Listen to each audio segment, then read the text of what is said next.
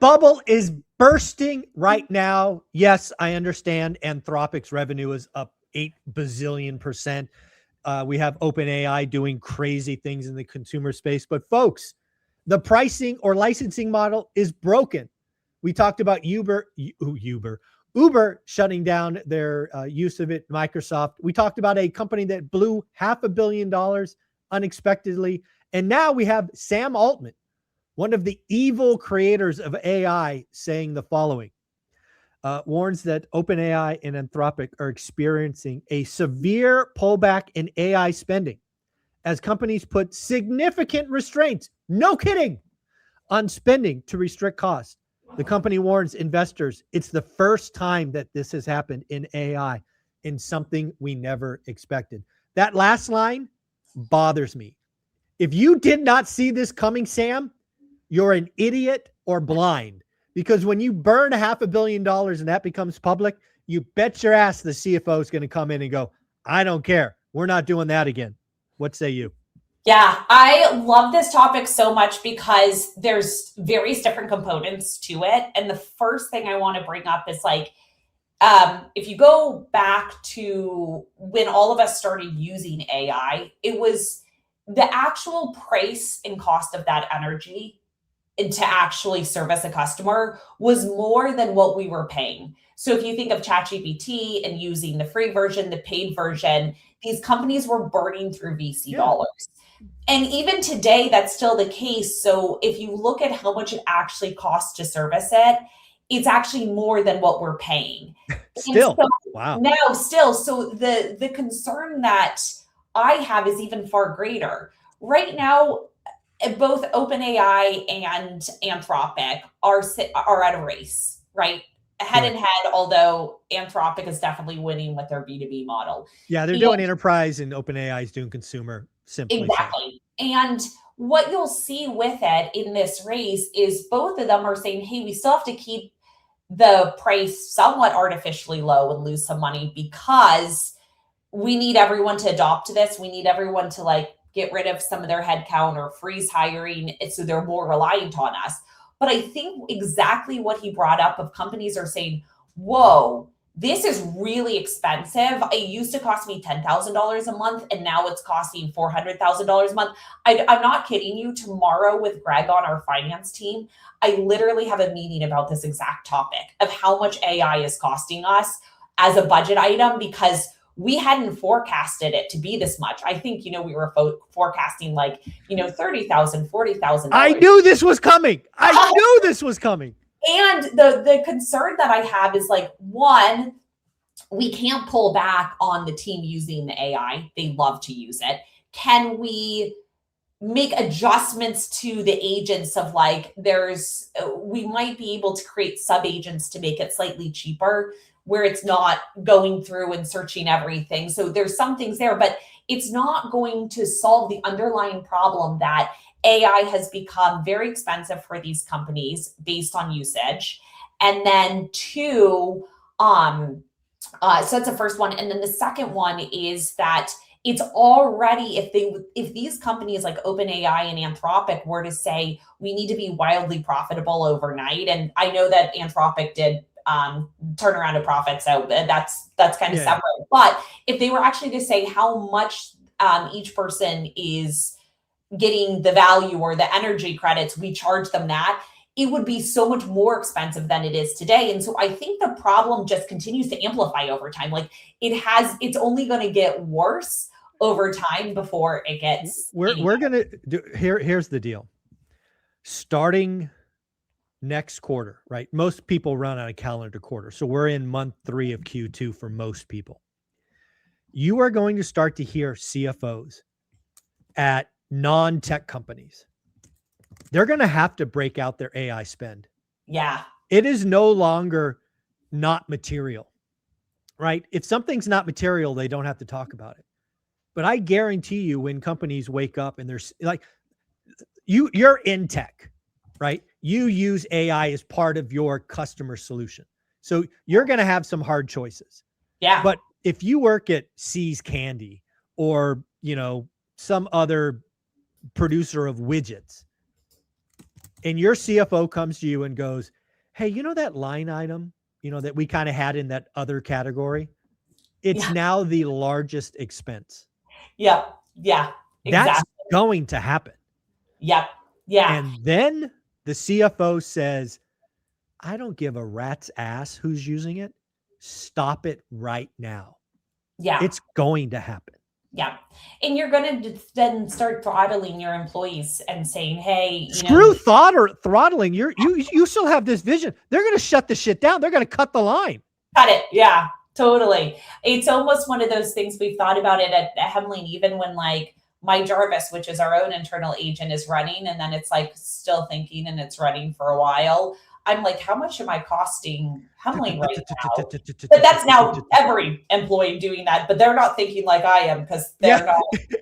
Only finance and I are thinking that way. Everyone else is like, great, let me go get coffee and come back and see what Jarvis came up with for me. Oh, this is going to be brutal. So again, OpenAI and Anthropic are one of the two of the three largest IPOs that will be coming out probably in the next 6 weeks. SpaceX being the other, to take SpaceX out.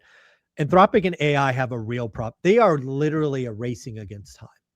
Yeah. Right now, their revenues are up and to the right. That's a great time to go public. Yeah. If what I see coming and CFOs start eliminating AI, let alone throttling, and that curve bends a little, valuations collapse. Yeah. Absolutely collapse. The only reason you're getting these stupid 900 billion valuations is because the chart looks like nothing we've seen before. That curves a little, game over. I think that this is going to have to go back to some other wild, big innovation that is also going to generate a ton of money for someone who can solve the energy problem. Nuclear, whatever it is, someone needs to solve it where they say we can make this so much cheaper for everyone in the entire value chain. Because otherwise, with how much energy costs in the US, and like we're not doing coal like China, right? And I think the US cares more about green energy. Then you have to take a look in the mirror and say, okay, we've got two conflicting things. People using a lot of AI getting very expensive because you can be clean or you can have cheaper energy, and those two don't go together. And so I think there's going to be something on the energy side, and that's what everyone should be talking about. Well, spoken like somebody in tech. So, I agree with you when you put on your hat that says in the next decade. I think that is the right answer. I'm more worried about the next 6 to 9 months. And you know what the right answer is? Unfortunately, it's classic economics. The cure for higher prices is higher prices. So what's going to happen if this curve bends? OpenAI and Anthropic are going to have to adjust their pricing model. Yeah. And you're just going to have, how you solve the energy problem? You use less energy. So jack up the cost of AI agents and people start using a lot less of them. It's that freaking simple. That's the short-term answer. Yeah. There's also, I do believe, some technology that will make it less expensive, less energy intensive for these agents to get to the right answer. Almost structure these agents where they can get to the answer faster. That has to be part of it, yes. And that has to be part of it. And so, I think there is, AI is not going away, but I think companies got so excited about it, thinking it would solve all their problems. And I think now it's just added a problem for them, a big budget problem. You are underselling that, Dana. when your line item goes from other to material, as an accountant, and you didn't see it coming, that's not good. It is true. And here's the other wild thing. I'm sorry. Not only has this expense gone from non-material to material, if the CFO does something simple like, what did we get for it? And nobody has a good answer. What do you talk about? The ROI is negative. Oh my God, we literally burned money. Yeah, I mean, it's a good point. If you look at the S&P 500, there's not a single company that can explain how much AI has contributed. We haven't seen it in their It's all negative. Everything is negative. We haven't seen it in the bottom line where a company No. has said, wow, look at AI has done X to our bottom line. It improved it. It's like cost for cost, or hey, we still have to have this employee to do 10% of things or maybe 40% of things, but the AI does 60% of it.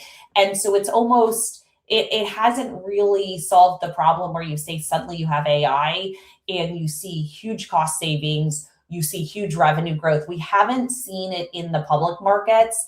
And for the private markets, companies like us also feel it as much as well, because we almost don't even have that purchasing power. Like, good luck to us to talk to Anthropic and be like, right, you're charging us too much. Yeah. You know, they'll talk to Uber after of course, very Uber's public announcement, but they're not going to talk to us and be like, oh, let's give you a pricing discount on Anthropic. They're not going to do that. It's like, here's your credits, here's how much it costs. This AI hype bubble is over. Again, this is such a classic tech thing. It's the next thing since sliced bread, 50% unemployment, Nirvana, all this other stuff. Dude, it's just a tool. It's a hammer and a screwdriver. It does some cool shit, but it's a hammer and a screwdriver.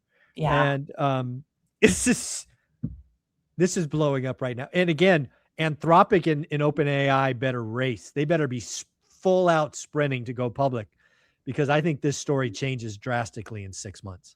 Well, I think that's why it's smart that they've suddenly pushed up the timeline and said we're filing now, because I think they see that they're at a high right now, and more CFOs and COOs are going to come out and say, whoa, this is costing too much. Yeah, I mean, so again, I was a sales guy, right? Sorry to cut you off, but this is important, right? So we've already talked about the CFO and their problems, but now let's be Anthropic's VP of sales or Western VP or however they divide their team up. I guarantee you their salespeople and their directors and VPs are constantly battling with clients now, trying to keep their licenses up. Because when Uber does this and Microsoft does this and this does that, and you have CFOs, it doesn't matter. You've got nothing to sell. When the CFO says, I'm not spending another dime on that crap because I'm not getting a return, it's over. Pipelines at Anthropic, my guess, are blowing up left, right, and center. Yeah. And it's going to be interesting because they can't do it now, but they've got, with co-work and these tools, they have this flat per employee per month, you pay this amount. And so they're going to have to think about, hey, do we increase that price per each user based on their actual usage? And then people pull back again and have justification. So it'll be really interesting. But I think for companies, you are going to have to budget this, and you are going to have some restrictions in place on how AI is used at your company. Everyone got excited. You are underselling this again. Use all the tools, but yeah. Well, here's one more thing, and I've said this before, but now it's becoming painfully obvious I was right. More and more companies. Now, we're not talking government or banks or healthcare. Outside of very regulated industries, I guarantee you more people are going, you know what? Let's go look at that China thing. What do they got over there? Mm-hmm. Can I use their thing? Because right out of the gate, it's 1/10 the cost. I love that you brought that up, because I was talking to someone else about that the other day, and I said, oh, but our company's worried about China getting their data. And it's like, probably not. Like, if we're a property management company, software company, who cares? They don't care. Like, they're not, good luck doing anything with that data, right? We just want something that's going to save us 50% next year. 50, 90. 90% next year. Yeah. But yeah. And so this, again, I'm glad I put this out there and I have receipts. I think one of the things that China is doing on purpose is they're executing what was called steel dumping in the 80s. They've realized that, our economy, certainly our stock market, is AI all the time. And if they could release a model at 1/10 the cost that does, most of the stuff, they're going to just destroy. They're going to burn hundreds of billions of dollars in capital when this comes, falling down in U.S. capital. Yeah, definitely. I really do. I really think this story is going to end spectacularly in a blow up of epic proportions. Yeah, I'll have to tell you how my meeting with Greg goes tomorrow. It's not going to be good. It's not going to be good. I don't even know what the numbers are. They just wanted to have a conversation with me about it. So let me just say this. When the CFO taps the CEO on the shoulder and says, Dana, we need to have a talk. Exactly. That's generally not a small number. Yeah, exactly. I can't wait for tomorrow's meeting. Oh, this is going to be so much fun. Dana, you're amazing. Thank you for letting me yell at you a little bit. I'm very passionate about this. Where can people find you? Yeah, if you want property management with AI built in, you can go to Hemling.com. We also have free resources. So you can advertise your rental to all the listing websites for free. You can get free rent estimates, all sorts of cool things. So go ahead and check us out. Yeah, folks, more and more ORAT fans are checking out Hemling each and every month. Again, I think their resource tab is undersold, so hemling.com/resources. Again, Hemling has lots of stuff for mom and pop investors and free options. So go check them out, hemling.com, mention ORAT, get some good stuff. Dana, you're amazing. Good luck tomorrow. Might be painful. Thanks so much.